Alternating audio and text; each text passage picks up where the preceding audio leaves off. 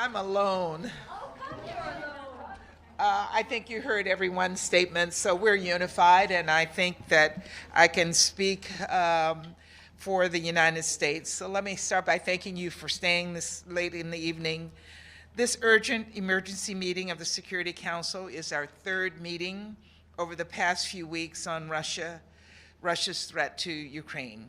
And it is the third time you've heard from the rest of the Security Council a unified message that Russia should not start war, that Russia should lean toward diplomacy, that it should not continue its unprovoked attacks on Ukraine's sovereignty and on their territorial integrity, that it should not defy the foundational principles of the UN Charter. And you also heard the Secretary General make that statement as well today. Today, President Putin gave a speech that clearly sets up a pretext for invasion.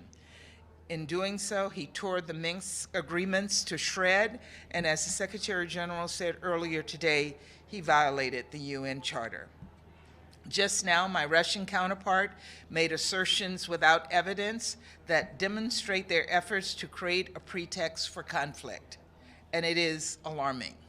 It's revealing and it's shameful. Every UN member state has a stake in what comes next. An annual debate on this topic was already on the agenda for Wednesday in the General Assembly. We expect to hear strong statements in support of Ukraine, as we did today, and the UN Charter, and a chorus of calls for Russia to cease its hostilities. This is the moment to stand up and defend the United Nations and our international order as we know it. Tomorrow, the United States will impose sanctions on Russia for this clear violation of international law and Ukraine's sovereignty and territorial integrity.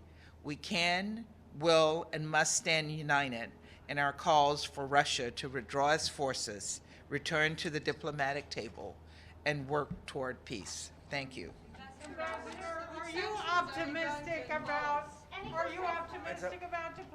Why those minds? We'll see where it goes. Was it concerns that China didn't talk about territorial integrity?